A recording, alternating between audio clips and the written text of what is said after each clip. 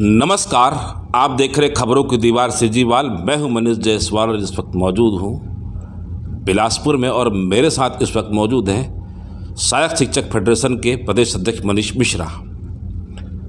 शिक्षाकर्मी से नियमित शिक्षक बनने का जो सफ़र रहा है वह अपने आप में एक संघर्ष भरा रहा है। 23 साल का ये सफ़र बहुत ही कठिन परिस्थितियों से गुजरा और उसके बाद इनके जीवन में एक संवेदन की सौगात आई, लेकिन आज भी इनकी कई मांगें अधूरी हैं। इन्हीं में से एक है सहायक शिक्षक।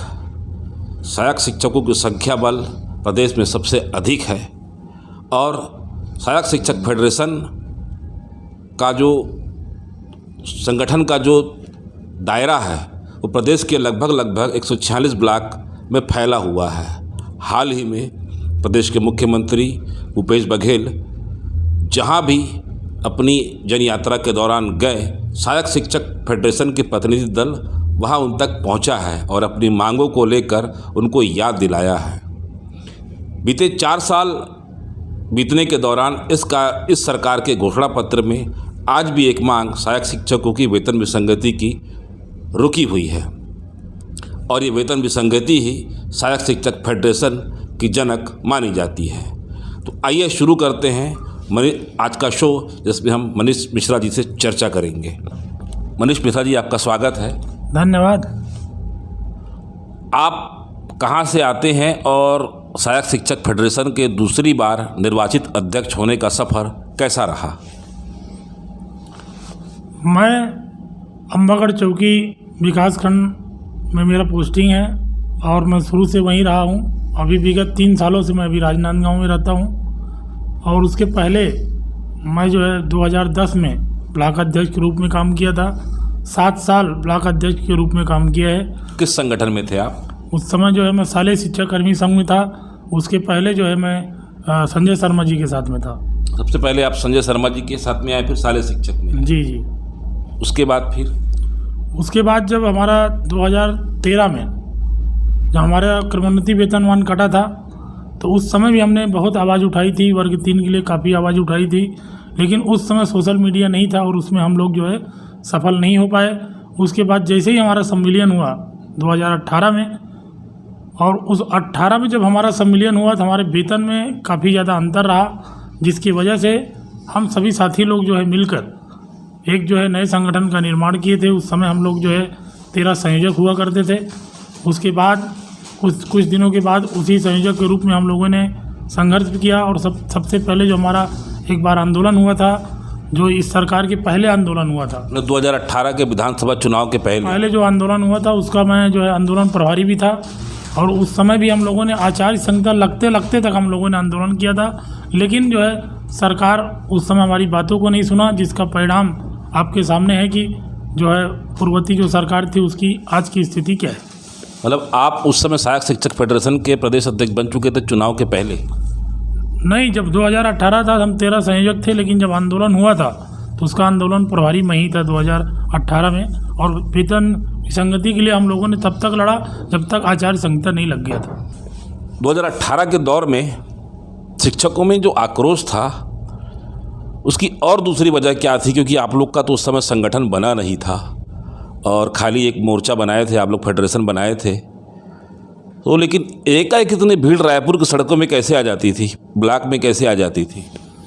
नहीं, हमारा जब सम्मेलन हुआ उसके बाद हम लोग को जो पहले से ही हमारे मन में जो बातें थी वो बातें हम अपने नेता लोग को बोलते थे कि हमारे साथ जो है 2013 की तरह इस बार भी हम लोग को छला ना जाए। हम लोग जो हमारे जो नेता थे वो हुआ करते थे उस समय के, हमारे विभिन्न प्रकार के जो साथी थे, हम लोग जितने भी जानकार लोग थे, हम लोग सभी लोग उनको फ़ोन लगाते थे और बोलते थे कि हमारी पुरानी जो सेवा है वो कहीं उसको ख़त्म ना कर दिया जाए, उस सब को ध्यान में। लेकिन उस समय नेता लोग क्या बोलते थे, अभी जो मिल रहा है उसको ले लेते हैं, आने वाले समय फिर उसके लिए लड़ेंगे। और सरकार ने उस समय 2 प्रस्ताव दिया था। उस समय मैं भी वहाँ पर उपस्थित था। उस समय हमारे उसके जो लीड किए हुए थे हमारे राजनांदगांव से ही उस समय सांसद हुआ करते थे माननीय मधुसूदन यादव जी, और उन्होंने ही जो है माननीय मुख्यमंत्री जी से मिलकर उसका पूरा लीड किया था। उसमें मैं भी उपस्थित रहता था। तो उन्होंने उस समय भी कहा था कि वर्ग यादव जी ने उस समय कहा था, हमारे जो सांसद जी थे उन्होंने भी कहा था कि इसमें जो है वर्ग 3 को घाटा होगा, लेकिन इन लोगों ने इसको जोड़ तोड़ के ऐसा किया जिससे वो ये बाकी जो हमारे लोग नेता लोग थे वो जो है वर्ग 1 और 2 के थे, उन्होंने अपना लाभ और नुकसान को देखते हुए इसको संविलियन की सौगात को लिया और क्रमोन्नति वेतनमान को उन्होंने दरकिनार किया। बिल्कुल हम लोग का जो आप लोग की जो भाजपा के नेताओं से चर्चा होती थी या मुख्यमंत्री से चर्चा होती थी तो वो कहते क्या थे उस दौर में? उस समय भी हम लोग माननीय उस समय के जो मुख्यमंत्री थे डॉक्टर रमन सिंह जी, उनसे भी हम लोग मिले थे। उनके बेटे उस समय सांसद थे, उनसे भी हम लोगों ने जाकर यहाँ पर मिले थे, रायपुर में मुख्यमंत्री निवास में मिले थे। तो उन्होंने कहा ठीक है, इस पर विचार करेंगे।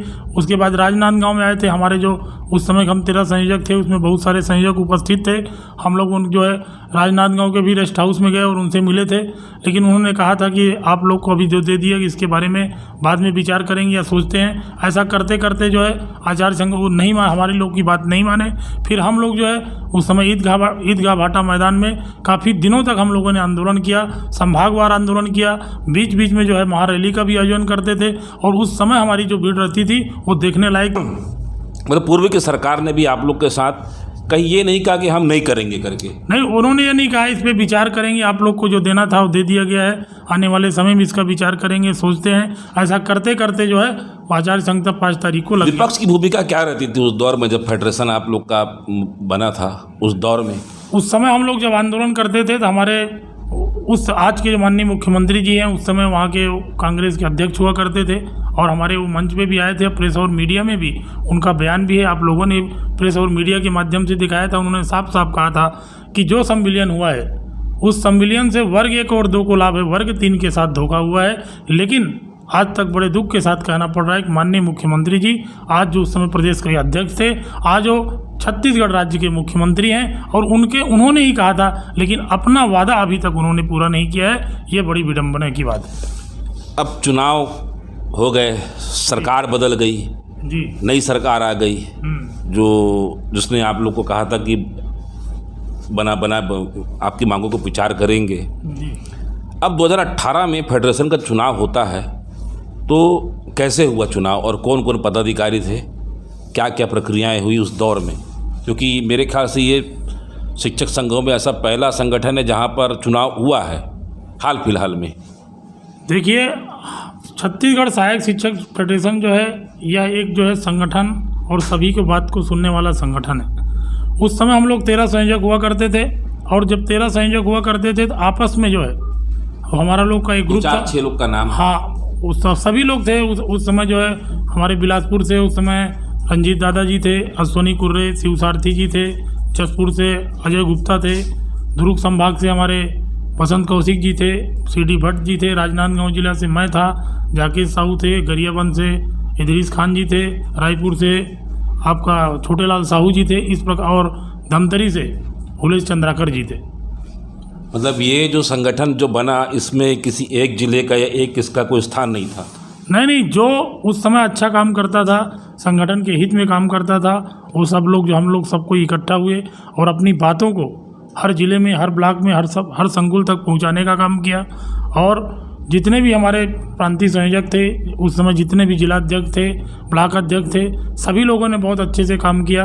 और चुनाव कैसे हुआ फिर? उसके बाद जो है क्योंकि हम लोग 13 लोग थे तो उसमें जो है विभिन्न प्रकार की बातों का उसमें किसी प्रकार एक राय नहीं हो पाती थी, वैचारिक मतभेद होता था। और संगठन में जब भी मिले जुला 13 लोग का वो काम करते थे तो कोई भी मान लो आंदोलन होता था, कोई भी चीज़ें होती थी, अगर वो अच्छा हो जाता था तो ठीक है, अगर अच्छा नहीं होता था तो एक दूसरे के ऊपर जो है और उसको जो गलती होती थी उसके ऊपर नेतृत्व नहीं मिल पा रहा। हाँ, नेतृत्व नहीं मिल पा रहा था, जिसकी वजह से बहुत सारे हमको दिक्कतों का सामना करना पड़ा। उसके आपस में तय हुआ कि जो है अब जो है हम लोग भी इसको संघीय ढांचा हम लोगों ने फिर रजिस्ट्रेशन कराया, पंजीयन कराया। उसके बाद पंजीयन होने के बाद हम लोगों ने एक विधिवत तरीके से, लोकतांत्रिक तरीके से उसका चुनाव किया गया। और उसके पहले एक बार और चुनाव हुआ था, उस समय हमारे बहुत उस समय मात्र 17 जिलाध्यक्ष लोगों ने वोट डाला था। उस समय भी एक बार चुनाव हुआ, लेकिन उसको ये कहा गया कि इसमें जो है सभी लोग को बुलाया नहीं गया था, पूर्व सूचना नहीं हुआ था, एक प्रकार से उसको साल भर के लिए बनाया गया था। तो उस समय भी चुनाव मैं ही जीता था और उस समय मैं ही अध्यक्ष था। उसके बाद फिर उसको बहुत सारे जिलों से और ऐसा कहने में आया कि लोकतांत्रिक तरीके से नहीं हुआ है। उसके बाद हम लोगों ने लोकतांत्रिक तरीके से विधिवत चुनाव की तिथि का ऐलान किया गया। एक हमारे संगठन से एक चुनाव आयोग बनाया गया और जिसमें 5 सदस्य हुआ करते थे और उन सभी लोगों ने इसका संचालन किया। उसके बाद चुनाव हुआ जिसमें मैं जो है उस समय भी विजयी हुआ। मतलब वोट डाले गए एकदम? हाँ, ब्लॉक अध्यक्ष और जिला अध्यक्ष और जो हमारे प्रांतीय संयोजक थे उन लोग उसमें वोट डाले और वोट डालने के बाद जो उस समय मैं जो है भारी मतों से उस समय विजयी हुआ था। फिर दूसरी बार अध्यक्ष? दूसरी बार 3 साल का कार्यकाल खत्म हुआ। जैसे 3 साल का कार्यकाल खत्म हुआ फिर जो है चुनाव आयोग का एक निर्माण हुआ और मैं इस बार भी विजयी हुआ। इसके बाद अब आते हैं अपन आंदोलन के लिए। भी नई सरकार आ गई, बीच में कोरोना काल आ गया। अब आंदोलन कैसे कैसे हुए, किस किस चरण में हुए आपके यहाँ की आंदोलन? सबसे पहला आंदोलन जैसे ही सरकार बनी 1 फरवरी को हमने वादा निभाओ आंदोलन किया। अच्छा। सरकार को वो विरोध के रूप में नहीं किया, हम सरकार को याद दिलाना चाहते थे। और ये 2019 की बात है। 2019 की बात को 1 फरवरी को हम लोगों ने वादा निभाओ आंदोलन किया और उस आंदोलन में भी सहायक शिक्षकों ने बढ़ चढ़कर हिस्सा लिया। कि हम लोग जो है इस सरकार में जब से यह सरकार बनी है कम से कम नहीं सांकेतिक आंदोलन 8 से 10 बार कर चुके हैं। हम लोगों ने, हमारी पूरी प्रांतीय टीम ने, वो सभी जिला अध्यक्ष, ब्लॉक अध्यक्ष सभी लोगों ने मिलकर एक बड़ा आंदोलन किया था। पिछले साल फरवरी में हम लोगों ने 11 तारीख से आंदोलन किया था दिसंबर में, और दिसंबर अभी आने वाला, लगभग 1 साल पूरा होने वाला है। और जब हम लोगों ने 18 दिनों का आंदोलन किया और उस आंदोलन में वो कई बार जो है पानी गिरा। रात में हमारे सरगुजा बस्तर के जो अभी आप जो 18 दिन का आप आंदोलन किए जो ये कहाँ से शुरू हुआ और कहाँ ख़त्म हुआ? 11 दिसंबर से हमारा आंदोलन चालू हुआ। 2 दिन हम लोगों ने ब्लॉक में आंदोलन किया। हमको अच्छे से याद है, शनिवार और रविवार का वो दिन था। और 11 दिसंबर 2021 को हम लोगों ने आंदोलन की शुरुआत किया। 2 दिन के बाद पहला उस आंदोलन की शुरुआत में मैं बेमेतरा से उस आंदोलन का शुरुआत किया था। बेमेतरा जिला के चारों ब्लॉक में मैं गया था और 12 तारीख रविवार का दिन था। और उस तारीख से लेके 13 तारीख से 11 और 12 हम लोगों ने ब्लॉक में किया और 13 तारीख से हम लोगों ने उस आंदोलन को रायपुर में लाए और 13 तारीख से लगातार हम आंदोलन करते गए, जिसमें विभाग की तरफ से कई बार प्रस्ताव आया, कई बार हमारी वार्ता हुई। माननीय शिक्षा मंत्री के द्वारा हम लोग को बात कई बार बुलावा आया, उनसे भी हमारी बात हुई।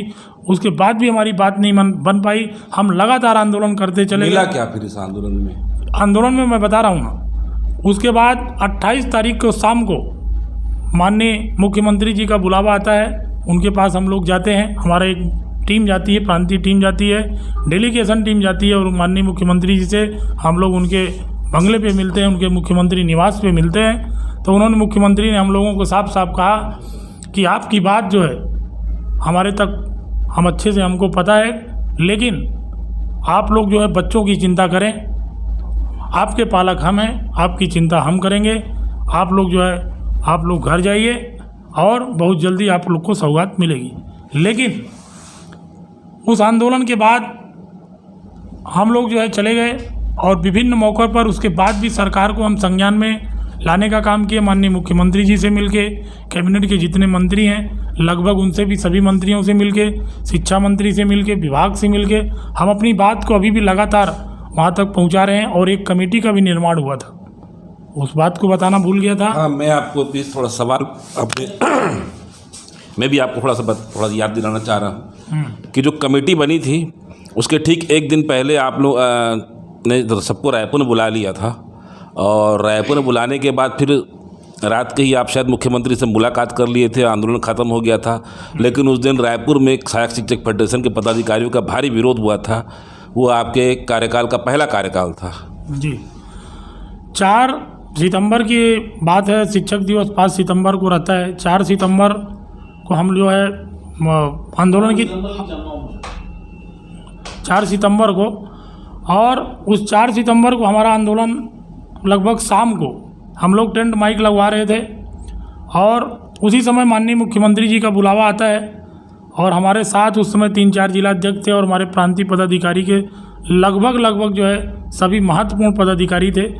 और जब माननीय मुख्यमंत्री जी का बुलावा आता है तो हम लोगों ने एक बैठक किया कलेक्टर गार्डन में, और उस बैठक के माध्यम से कहा कि ये सांकेतिक आंदोलन है, शिक्षक दिवस के दिन आंदोलन है। और हमारे उस आंदोलन का जो था, यही उसका मकसद था कि हम जो है अपना ज्ञापन माननीय मुख्यमंत्री जी को देकर ख़त्म करेंगे। हमारे ज्ञापन में यही लिखा हुआ था। और शाम को जब माननीय मुख्यमंत्री जी का बुलावा आता है तो हम सभी लोग जो है बैठक करते हैं कलेक्टर गार्डन में, और हम लोग ये सोचते हैं कि सांकेतिक आंदोलन है, कोई अनिश्चितकालीन आंदोलन नहीं है। और हम सभी लोगों ने एक जितने भी हमारे पदाधिकारी वहाँ पर उपस्थित थे, सभी महत्वपूर्ण पदाधिकारी वहाँ पर थे, और हम लोग जो है हमारा लोग का एक डेलीगेशन माननीय मुख्यमंत्री जी से मिला। और माननीय मुख्यमंत्री जी ने वही कहा कि आप लोगों के लिए जो है हम एक जो है कमेटी का निर्माण कर रहे हैं, और यह जो कमेटी होगी अंतर विभागीय कमेटी होगी। और जब हम लोग डेलीगेशन में गए थे तो माननीय मुख्यमंत्री जी के पास हमारे विभाग के मुखिया डॉक्टर आलोक शुक्ला साहब भी थे, प्रमुख सचिव थे, और उस समय शिक्षा सचिव कमलप्रीत साहब थे, और उसके बाद हमारे शिक्षा मंत्री डॉक्टर प्रेम साहब टेकाम जी भी उपस्थित थे। सबकी उपस्थिति में माननीय मुख्यमंत्री जी ने कहा कि आप लोगों के लिए एक अंतर विभागीय कमेटी बना रहे हैं, जिसके अध्यक्ष होंगे शिक्षा विभाग के आलोक शुक्ला सर, प्रमुख सचिव जो हैं। और ये कमेटी जो है 3 महीनों के अंदर आपको रिपोर्ट देगी, और 3 महीनों के अंदर आपकी समस्या का निदान कर दिया मतलब ये इतनी आपको मिली? हाँ, इतना आश्वासन मिला। आश्वासन मिलने के बाद कमेटी तत्काल जो है सीएम साहब के ट्विटर में, फेसबुक में, उनके दूरसंचार विभाग में हम लोग सीएम साहब से मिल के निकले नहीं हैं, उनके हर जगह प्रकाशित हो गया। उसके बाद हम लोग सोचे कि अब सीएम साहब ने बोला है सांकेतिक आंदोलन है, और ये आंदोलन जो है माननीय मुख्यमंत्री जी को ज्ञापन देके ही ख़त्म किया जाना था।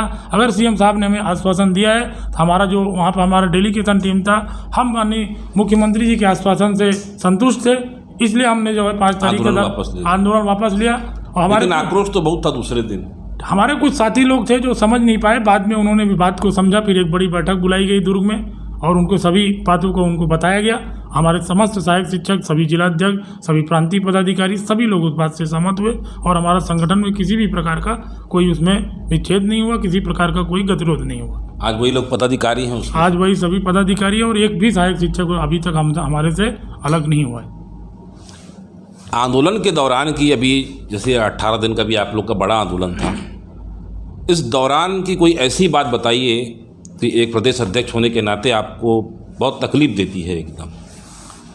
कोई भी आंदोलन होता है या कभी भी कोई भी शिक्षक जो है आंदोलन में, सबसे पहली बात तो उसको कभी कोई भी संगठन हो या कोई शिक्षक हो, कोई भी आंदोलन में जाना ही नहीं चाहता, क्योंकि हम लोग सरकार के कर्मचारी हैं, और सरकार के खिलाफ ही जाके आंदोलन करना ही अच्छा नहीं लगता।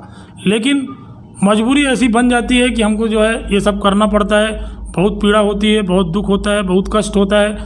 146 विकासखंड से, छत्तीसगढ़ से, कोने कोने से सहायक शिक्षक आते हैं, और आपको मैं बताना चाहूँगा कि ऐसी बहुत सारी घटनाएं हुई। एक आध दो बताइए। उस समय बहुत ठंडी थी।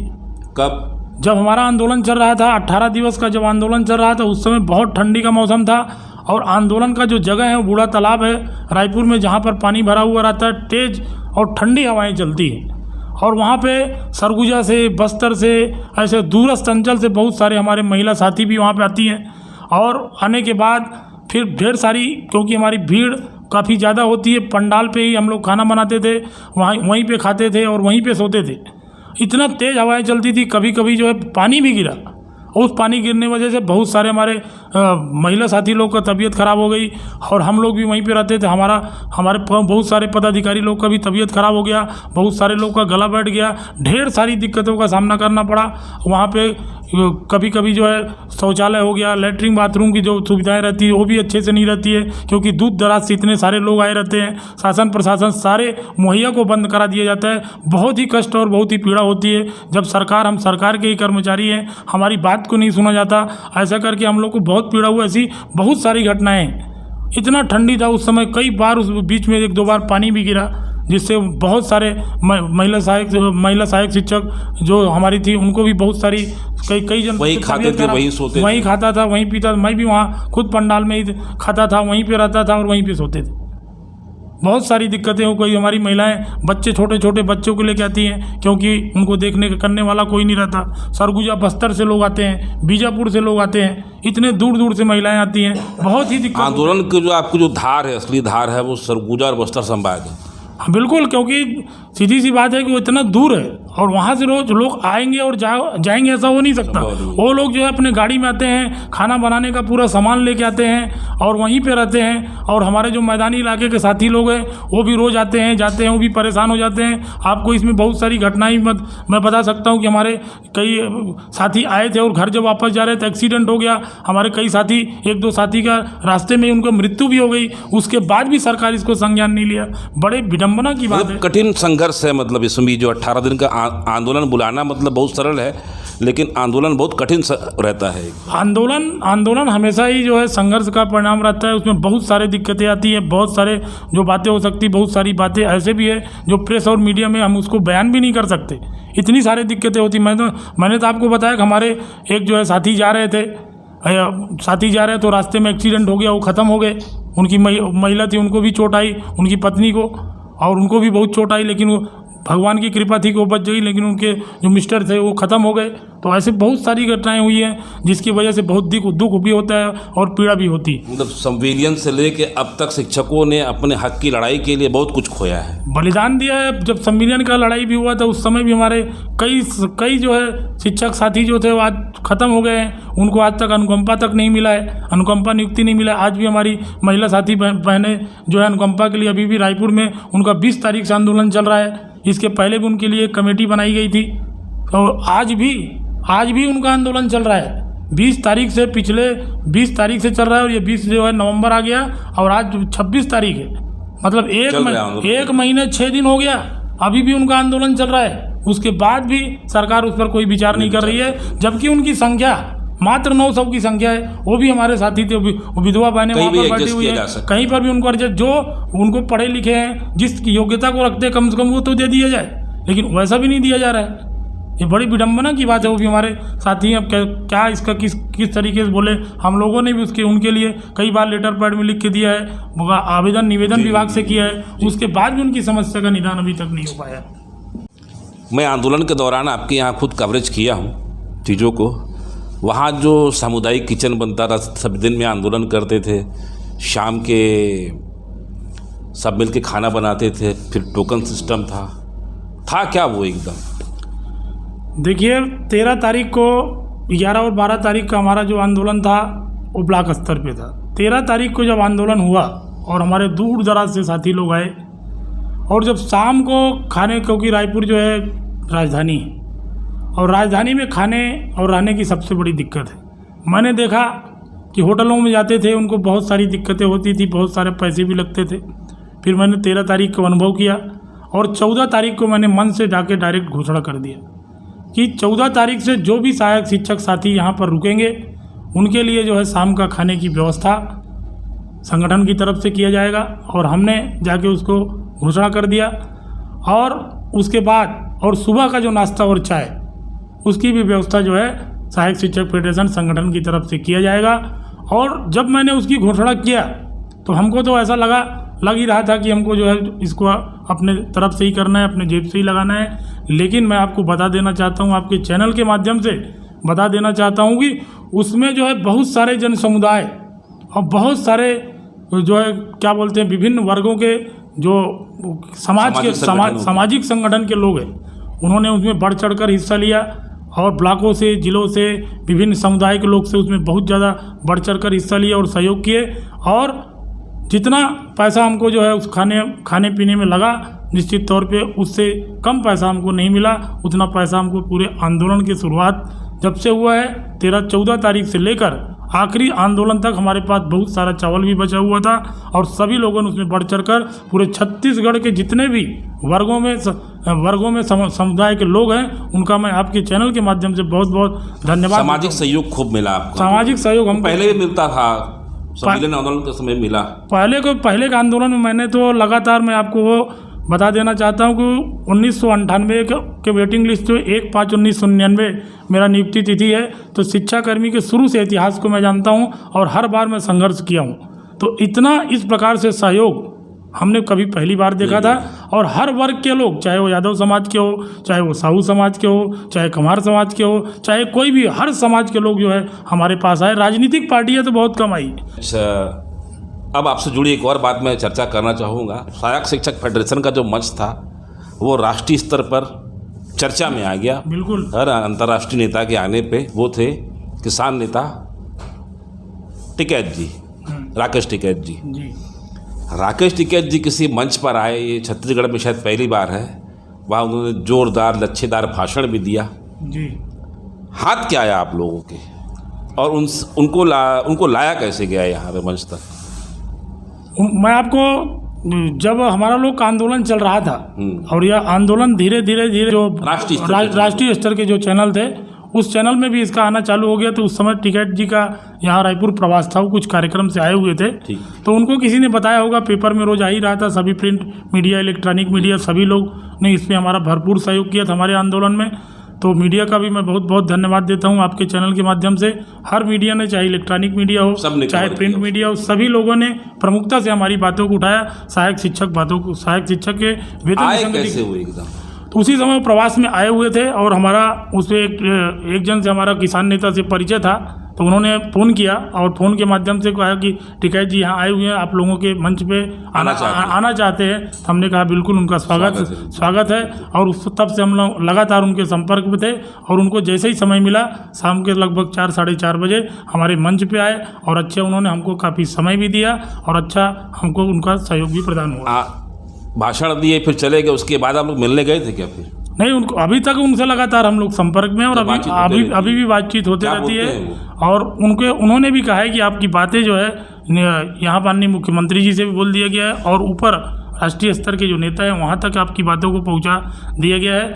और अभी हमारी जो आपने कहा कि इस आंदोलन से आपको क्या मिला क्या नहीं मिला, सबसे पहली बात तो हमारा जो संगठन था वो इस आंदोलन के जब हुआ उसके बाद से आज जो है बहुत मजबूत स्थिति में है। हमारे पूरे सहायक शिक्षक टिकैत जी आए थे, अब वो भाषण देके चले गए, आप लोग की बातचीत होते रहती है। तो टिकैत जी बोलते क्या हैं अब? नहीं, वो यही कहे, वो उनका जब भी उनसे आंदोलन करते रहो नहीं आंदोलन करते रहो उन्होंने नहीं बोला। उन्होंने कहा कि आपकी बात को जो है माननीय मुख्यमंत्री जी से हमने चर्चा किया था और राष्ट्रीय स्तर पे भी जो नेता लोग हैं कांग्रेस के, उनसे भी चर्चा हुई। आप लोग की मांग जो है जरूर पूरा होगी, थोड़ा आगे पीछे हो सकता है, लेकिन आपकी मांग जो है सरकार जरूर पूरा करेगी। इस बात का आश्वासन आज भी वो देते रहते हैं, बातचीत होते रहती है। जी। अब मैं इसके दूसरे चरण में आता हूँ। अभी आपका दूसरा कार्यकाल है और संगठन भी आप बना लिए हो। जब शिक्षक राजनीति में आते हैं तो क्या तकलीफ़ें आती है और उसका परिणाम क्या होता है? क्योंकि चूँकि आप अंबागढ़ चौकी से आते हैं, वो एरिया वैसे ही कुछ एरिया वैसे ही थोड़ा सेंसिटिव है। और आपको अब तक क्या समस्याएं आई हैं? समस्याएं तो देखो, वो क्या है, जब कोई भी आप काम करेंगे और जब तक आप संघर्ष नहीं करेंगे, लोगों को अपनी बात सही ढंग से बात तक पहुंचाने का प्रयास नहीं करेंगे, शासन हो गया, प्रशासन हो गया, हमारे विभाग के अधिकारी हो गए, अब लगातार उनसे बात करते रहना पड़ता है। और बहुत सारी दिक्कतें, अगर आप जो है प्रदेश स्तर पर राजनीति करेंगे और शिक्षकों की आवाज़ को उठाएंगे, ढेर सारी दिक्कतें का सामना होता है, लेकिन उसको चैनल के माध्यम से उसको बयान नहीं किया जा सकता है। लेकिन बहुत हद तक जो है, क्या खोया है आपने?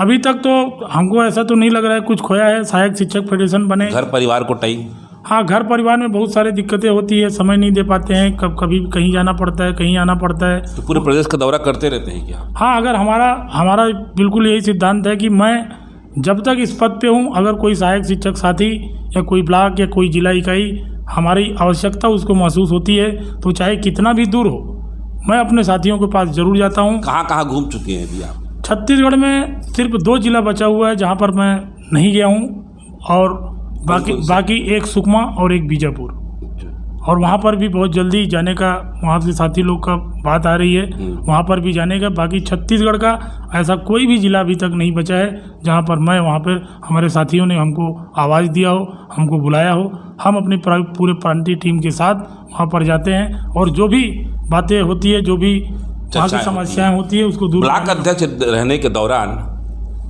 आप क्या क्या परेशानियों का सामना करें, जो भी कई ब्लॉक अध्यक्ष करते हैं? जैसे मेरी कई बार चर्चा होती है आंदोलन के दौरान, कहीं गाड़ी रोक देना, कहीं फिर किसी के दरवाजे में पुलिस पहुंच जाती है। तो आपका ये सब जो सामना हुआ है कि नहीं हुआ है? कुछ शिक्षक राजनीति में आने के दुष्परिणाम सामने आए हैं कि नहीं आए अब तक? बिल्कुल, हम लोग तो 2-3 बार इसके लिए निलंबन की कार्यवाही भी हम लोग को पार हो गया था। 1-2 बार तो हम लोग को बर्खास्त भी कर दिया गया था। हम लोग जब ब्लॉक स्तर पर अगर कोई यहाँ बड़ा मूवमेंट रायपुर में होता है तो सबसे पहले जो है पुलिस विभाग के द्वारा, उनके लाइबियों के द्वारा, ब्लॉक अध्यक्ष, जिला अध्यक्ष और जो सॉफ्ट टारगेट रहते हैं। हाँ, सॉफ्ट टारगेट रहते हैं, तो हम लोग भी अपना तरीका खोज लेते हैं। हम लोग को मालूम है, क्योंकि बहुत दिन से हम लोग नेतागिरी कर रहे हैं, तो हमको रायपुर कैसे पहुंचना है, लोगों को कैसे पहुंचाया जाता है। तो इस प्रकार से हमारे जो भी साथी लोग हैं सतर्क तरीके से, लेकिन बहुत सारी दिक्कतें ज़रूर होती है। शासन प्रशासन अपना जब अपने पावर में आ जाते हैं तो दिक्कतें तो बहुत सारी। एक मैं व्यक्तिगत सवाल पूछता हूँ, बीच में आप पर एक आरोप लगा था, थाने में एक मामला था, शायद वो सट्टे को लेकर मामला था, तो क्या ये आंदोलन की वजह से आपको टारगेट किया गया था और क्या वो मामला खारिज हो गया है? क्या था वो पूरा प्रकरण, आज बताइए सीजीवाल के दर्शकों को।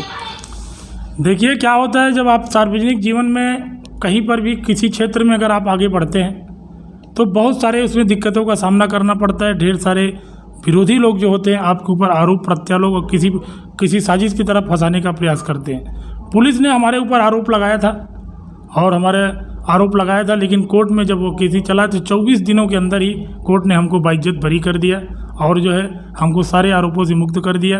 क्योंकि कोर्ट किसी के ऊपर आरोप लगा देना, आज आप देखे होंगे, चाहे प्रधानमंत्री जी हों, चाहे मुख्यमंत्री जी हों, चाहे पूरे भारत देश के जितने भी बड़े नेता हैं, किसी न किसी के द्वारा, विरोधियों के द्वारा उनके आरोप लगा दिए जाते हैं। पुलिस उसको जो है अपने हिसाब से उसको कर देती है, लेकिन जब वो कोर्ट में जाता है, आरोप जब साबित होगा तभी आप दोषी होंगे। हमारे ऊपर जो भी आरोप लगा था, कोर्ट ने उसको 24 दिन के अंदर ही हमारा मामला पूरा खत्म हो गया। हम उसमें बाइज्जत बरी हैं और जो इस प्रकार का आरोप लगाते हैं उनको आपके चैनल के माध्यम से मैं बता देना चाहता हूं कि हमारे ऊपर आरोप लगा था और कोर्ट में जब भी उसकी सुनवाई हुई है उसमें मैं बाइज्जत बरी हूं। उसकी कापी हमारे पास है, किसी भी प्रकार का उसमें हमको डरने या कोई ऐसी कोई बात ही नहीं है। पुलिस का काम है आरोप लगाना, लेकिन वो कोर्ट में साबित नहीं हो पाया, मैं बाइज्जत उसमें बरी हो गया। कैसा लगता है जब आपके खिलाफ सब आपके विरोधी ये सब बयान चलाते हैं? बिल्कुल, ये तो आप कभी भी मैं देखा हूँ फुल उल्टा जवाब देते नहीं हो एकदम। देखो, इस सब चीज़ों का जवाब देने का समय, जैसे आज आपने यहाँ पे पूछा था, यहाँ पे अब व्हाट्सएप में कुछ लोग रहे हैं, सोशल मीडिया में कुछ लोग, किसको जवाब दोगे? और रहा सवाल विरोधी के द्वारा, जब आपको कहीं पे, ये तो मानव प्रवृत्ति होती है, अगर आप आगे बढ़ोगे तो अगर आपके साथ 100 लोग हैं तो अगर आपके पास 95 लोग आपके साथ हैं, लेकिन 5 लोग भी जो अगर विरोध करते हैं तो उनका काम ही है विरोध करना। तो उनको हर जगह जहाँ उचित जगह होगा वहाँ जवाब दिया जाएगा। वो आरोप लगाते हैं, लेकिन आज तक उन्होंने हमको दोषी साबित कर पाए क्या? कोर्ट ने हमको बाइज्जत उसमें बरी किया है। किसी भी प्रकार का हमारे ऊपर एक भी कोई भी एविडेंस प्रस्तुत नहीं कर पाई। वो जो है सिर्फ जो है विरोधी के द्वारा एक जालसाजी करके हमको फंसाने का प्रयास किया गया था, जो कि पूरी तरीके से निराधार साबित हुआ है। आप काउंटर अटैक क्यों नहीं करते हो? नहीं, काउंटर अटैक करने वाली बात ही, जो आदमी के पास कुछ रहता नहीं है, कुछ करने का नहीं रहता है, कोई आदमी आगे बढ़ता है तो उसका टांग खींचने का प्रयास करता है, तो ऐसे लोगों को मैं जवाब देना पसंद नहीं करता। मतलब आप ठेठ राजनीति में आ गए हो एकदम?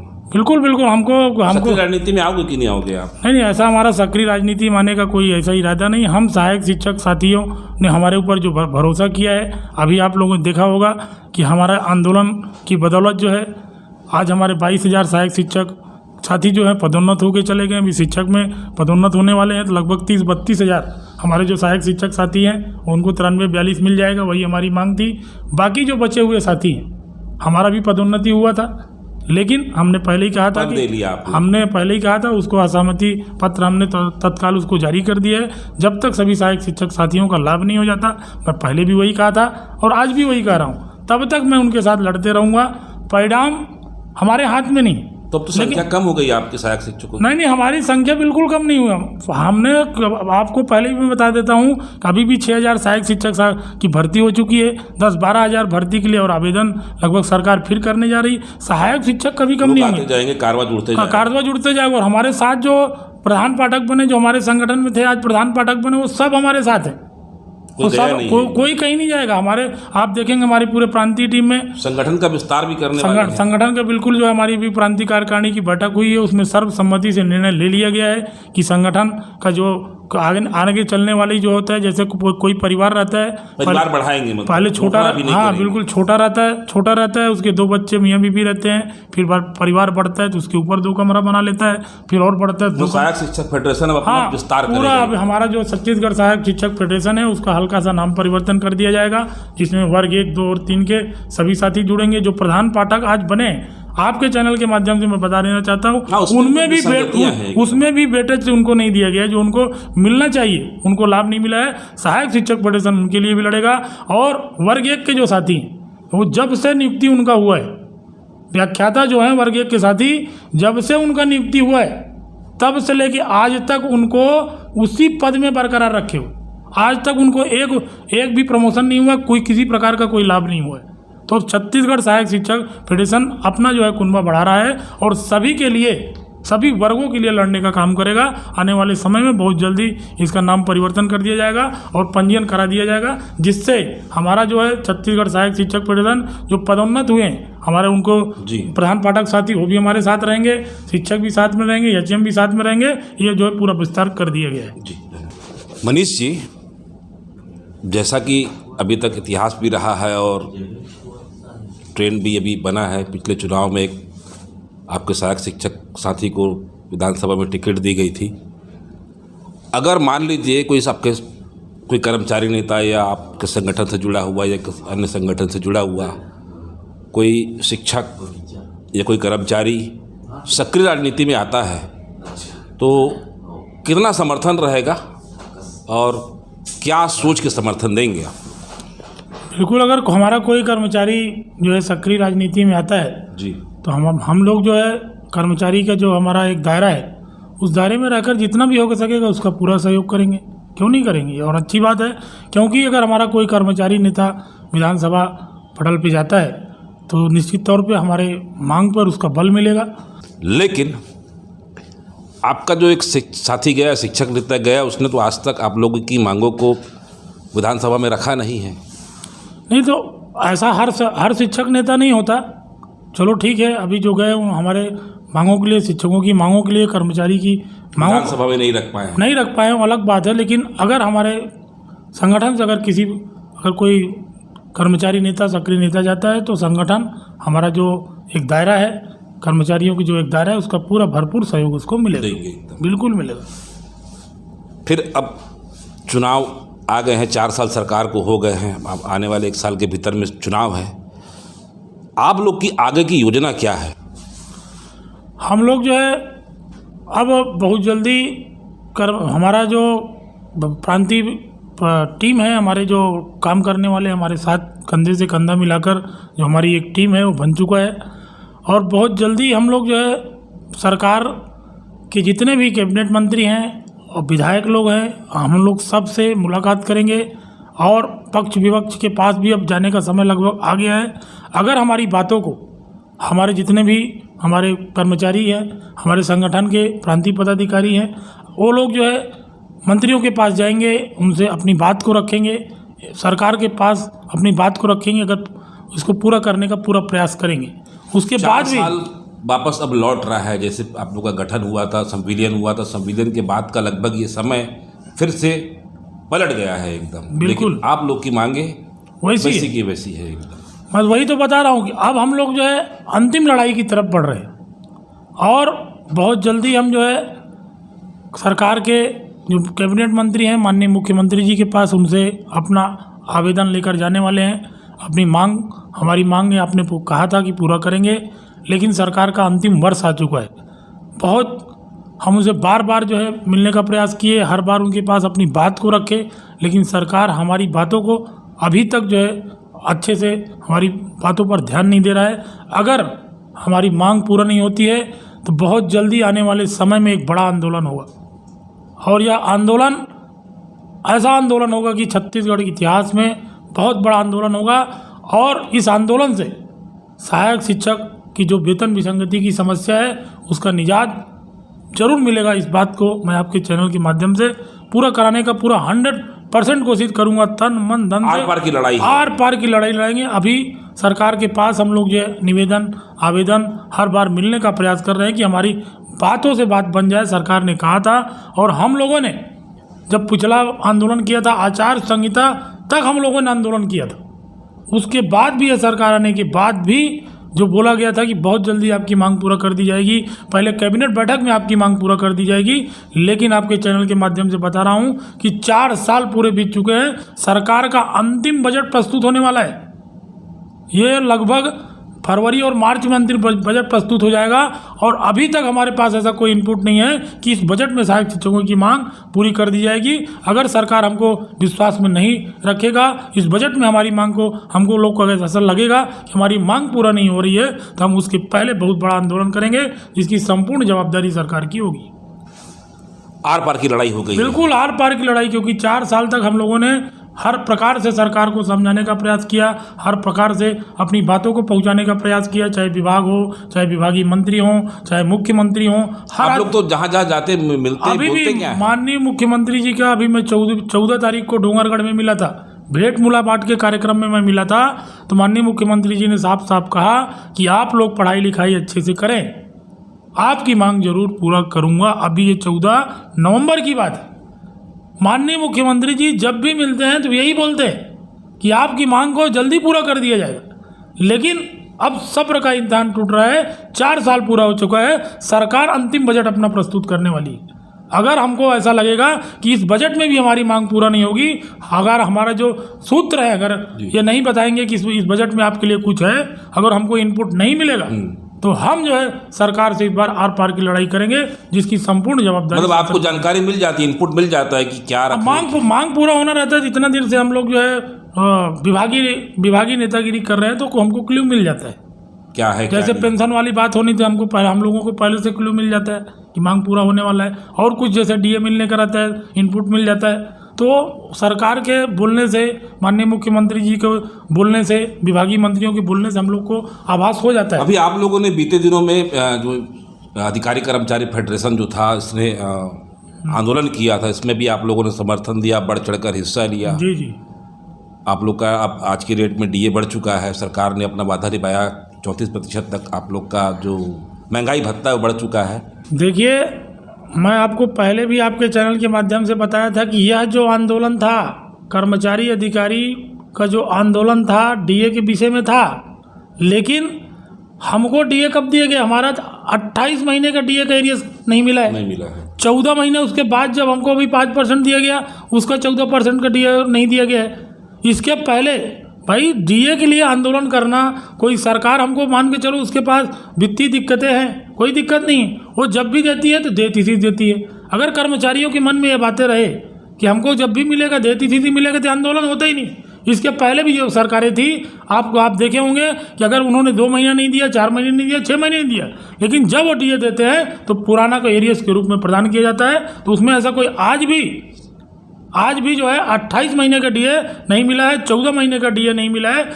एक एक कर्मचारी का 1.25 लाख से लेके 1,75,000 तक एक कर्मचारियों को उस डीए की वजह से नुकसान हुआ है। इस लड़ाई जो थी ना, तिथि से डीए दिया जाए, उसके लिए लड़ाई थी।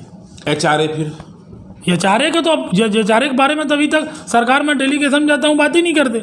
जरूर ऐसी कुछ बोलते हैं, ऐसा करेंगे, इसको 3 साल के लिए फिक्स में डाल देंगे, ऐसा कुछ करेंगे, लेकिन अभी तक आपके तो डीए एचआरए को लेकर अभी भी आप लोग के मन में असंतोष है? बिल्कुल, क्योंकि 28 महीने का हमको डीए हमारा लोग को नहीं मिला। एक कर्मचारियों का 1.25 लाख से 1.25 लाख रुपए तक जो है उनका नुकसान हुआ है। एक कर्मचारियों को आप सोच सकते हैं कि कितनी बड़ी राशि है, और छत्तीसगढ़ में 5 लाख कर्मचारी है। सरकार ने भी तो कर्मचारियों को कोरोना काल में जब सब लॉकडाउन था तब तनख्वाह भी दी थी, सरकार पर भी भार तो होगा एकदम। आप कोरोना काल में बोलते हैं कि वो पैसा दी थी, और माननीय मुख्यमंत्री जी कई बार बोलते हैं कि कई राज्य सरकारों ने 30-30%, 25% वो पैसा को काटा है। तो उसका आप रेशियो निकाल के देख लेना, कौन से राज्य ने काटा है। वो सब बोलने की बातें। और जब आपको कोरोना काल में पैसे देने वाली बात करते तो कर्मचारी क्या उस समय घर में बैठे थे? कई कर्मचारी कोरोना में ड्यूटी करते हुए प्लेटफार्म में ड्यूटी किए, बैंक में ड्यूटी किए, जो चेक पोस्ट नाका में ड्यूटी किए, हर काम कर्मचारियों ने किए, और 700 कर्मचारी मर चुके।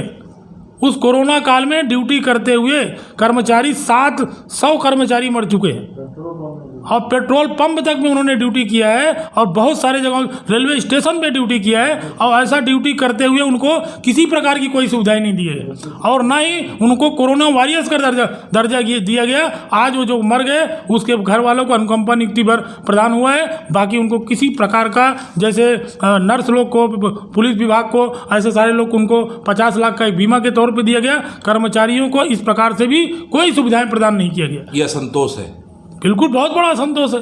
और बार बार सरकार की तरफ से ये बयान आना कि इनका पेमेंट नहीं काटा गया। अरे तो कोरोना के समय में तो कर्मचारी अपनी जान की बाजी लगाकर ड्यूटी किया है, तो काटने वाली बात क्या है? कर्मचारी घर में थोड़ी बैठा था, कर्मचारी का ड्यूटी लगा हुआ था। आप लोग पढ़ा रहे थे क्या उस दौर में? बिल्कुल, ऑनलाइन क्लासेस भी चल रही थी और ऑनलाइन को क्लासेस भी चल रही थी, मीठू के बोल भी चल रहे थे, बहुत सारे मोहल्ला क्लासेस भी चल रहे थे, बहुत सारे हुआ। उसमें कई शिक्षक जो है कोरोना हुआ और उनका इलाज के दौरान उनकी मृत्यु हो गई। 728 ऐसे शिक्षक है जो मर चुके हैं। और सरकार का इस तरीके से बार बार बयान आना कि जो है इनको कोरोना के समय में पूरा पैसा, तो कर्मचारी घर में नहीं बैठा था, कर्मचारी सरकार का कार्य ही कर रहा था और उसके बाद भी उसको ना बीमा का लाभ हुआ और कई कर्मचारी जो है आज तक 728 कर्मचारियों की जो है मृत्यु हो चुकी है। सरकार की एक ऐसी कोई अच्छी बात बताइए कि जो आप लोग को सरकार का फैसला बहुत अच्छा लगता है, हाल फिलहाल का जो रहा हो या पिछले 4 साल का इनके कार्यकाल का रहा है, ये भी क्या है? एकदम सरकार जब से सरकार बनी है तो निश्चित तौर पे मैं एक चीज़ जरूर बोल सकता हूँ कि उन्होंने पुरानी पेंशन योजना लागू किया। बहुत बड़ी बात है, बहुत बड़ी बात है, लेकिन वो कब से लागू होगा उसका अभी तक जो है मंत्रालय के अधिकारियों के द्वारा उसका कोई जो है गाइडलाइन जारी नहीं हुआ है। ये सबसे बड़ी विडम्बना की बात है कि वो कब से लागू मिलेगा। हम लोग को जैसे एनपीएस में पैसा कटा है 2012-13 से कटना चालू हुआ है, 18 में हम लोग को संविलियन मिला है, 1998 से हमारी लोग की नियुक्ति है, लेकिन अभी तक ऐसा कोई गाइडलाइन जारी सरकार के द्वारा नहीं हुआ है कि आपको जो है कब से वह जो है पुरानी पेंशन का लाभ मिलेगा। इस बात की पुष्टि अभी तक सरकार नहीं कर पाई है। दूसरा एक और, ये अभी सरकार ने बीच में पदोन्नति त्यौहार भी मनाया, आपके सहायक शिक्षक बहुत सारी पदोन्नति हो गए, इसको भी आपके उस नज़रिए से देखते हैं? बिल्कुल, इसके लिए मैं सरकार को बहुत बहुत धन्यवाद देता हूं कि हमारे 22,000 सहायक शिक्षक साथियों का पदोन्नति हो गया। हमारी जो कि मांग थी 93-4200, वो 93-4200 हमारे 22,000 सहायक शिक्षक चले गए। अभी शिक्षक में स्टे लगा हुआ है, लेकिन ऐसा लगता है कि बहुत जल्दी खुल जाएगा, तो उसमें भी 11,000 सहायक शिक्षक जो है शिक्षक के रूप में पदोन्नत हो जाएंगे, तो 30-32,000 सहायक शिक्षकों लोगों को होगा। लेकिन आपको ये भी बता देना चाहता हूँ कि इससे कोई लाभ जो है ज़्यादा नहीं हुआ, 1500-1700, और क्योंकि पदोन्नति किसका होगा? जो सीनियर होगा। 1998 से जो नौकरी कर रहा है, 24 साल हुआ, उसको जो है 2008 में जो चीज़ मिलना चाहिए वो 2022 और 23 में मिल रहा है, तो उसको आर्थिक दृष्टिकोण से 1500-1700 रुपये का फायदा है। उससे ज़्यादा उसको फ़ायदा नहीं, लेकिन उसको पद का फ़ायदा है। आने वाले समय में उसको थोड़ा बहुत फ़ायदा होगा, लेकिन इस पदोन्नति से आर्थिक दृष्टिकोण से फ़ायदा नहीं हुआ। फिर भी सरकार ने इस पहल को चालू किया। 24 साल जो सहायक शिक्षक जो है आगे की पदोन्नति में जाना चाहते थे उनको मिला। इसलिए भी मैं आपके चैनल के माध्यम से सरकार को इसके लिए बहुत बहुत बधाई देता हूँ, बहुत बहुत धन्यवाद ज्ञापित करता हूँ। मतलब इस सरकार की ये बड़ी उपलब्धि है। हाँ बिल्कुल, क्योंकि इतनी बड़ी संख्या में सहायक शिक्षकों का पदोन्नति अभी तक इसके पहले हुआ नहीं था। ये सरकार की और विभाग की और हमारे जितने भी मंत्री हैं, विधायक हैं, उनको सबको आपके चैनल के माध्यम से बहुत बहुत धन्यवाद और साधुवाद देता हूँ। अब चलते हैं सवाल जवाब के अंतिम पड़ाव की ओर। आप राजनीति में क्यों नहीं आना चाहते हैं? नहीं ऐसा, और आपने जो प्रधान पाठक का पद क्यों नहीं लिया? देखिए, सहायक शिक्षक फेडरेशन एक जो है लोकतांत्रिक संगठन है और लोगों ने आपको वोट दिया है, आपके ऊपर विश्वास किया है, और मैं जो है हमको जब मौका मिला तो मैं प्रधान पाठक बन के चले जाऊंगा। तो लोगों को विश्वास को मैं पहले भी कहा था और हमने आंदोलन के समय भी कहा था कि जब तक पूरे सहायक शिक्षक साथी, क्योंकि हम कोई आंदोलन करते हैं तो उसमें हमको जूनियर सीनियर बीच के इधर के सारे सहायक शिक्षक हमारा साथ देते हैं, तो जब तक उन सभी सहायक शिक्षक साथियों का वेतन में नहीं जाएंगे अब आप? हमारे राजनीति में ऐसा जाने के अभी तक तो ऐसा कोई मंशा नहीं है। बाकी सब चीज़ जो हो रहता है भविष्य के गर्द में छिपा रहता है, अभी तक तो ऐसी कोई मंशा नहीं जाएंगे आप जी।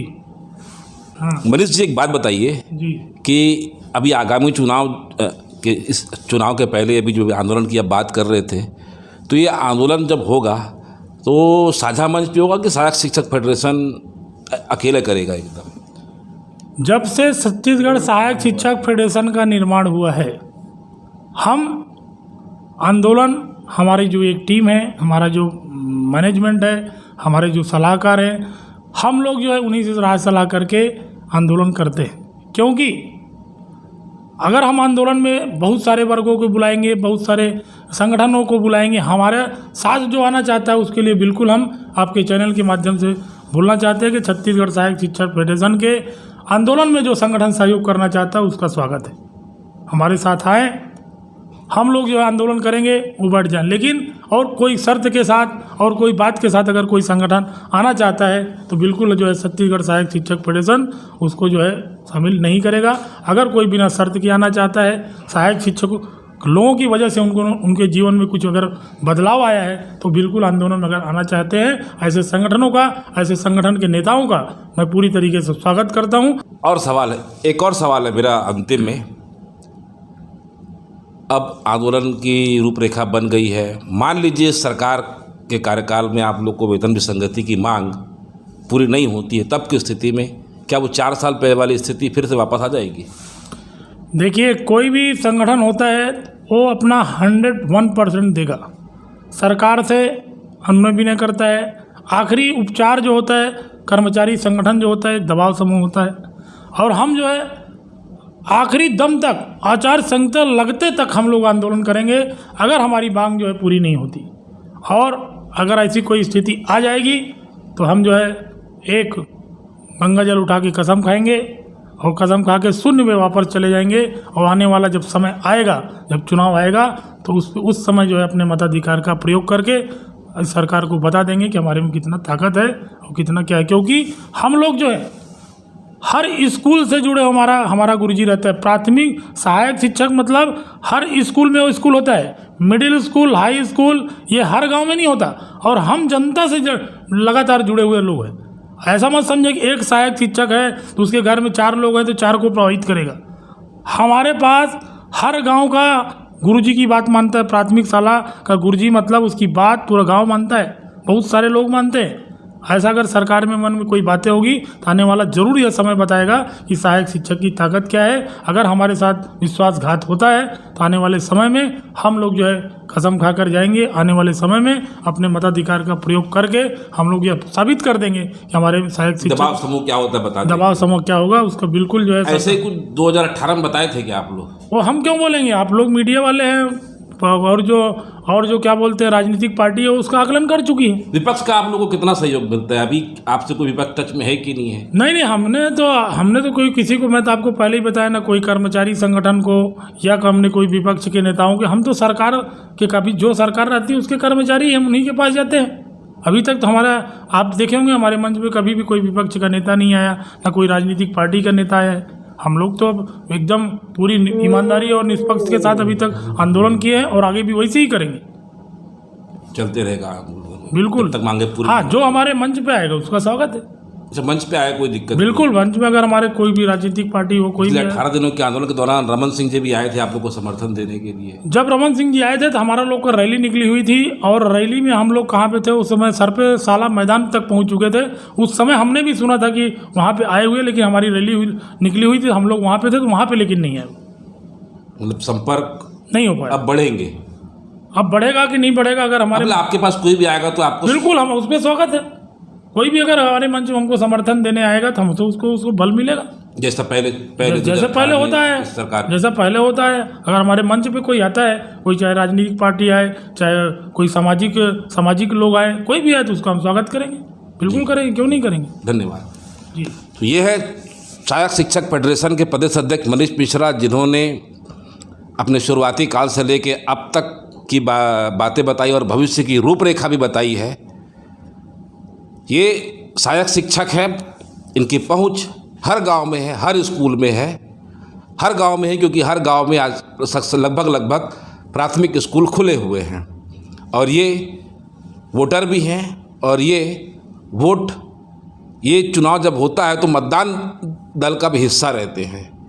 इनकी संख्या आज भी प्रदेश में बहुत ज़्यादा है, भले पदोन्नति हो गई है, लेकिन थे 2 सहायक शिक्षक ही, और इनका कारवां अब धीरे धीरे नई नियुक्तियों के साथ बढ़ता ही जा रहा है।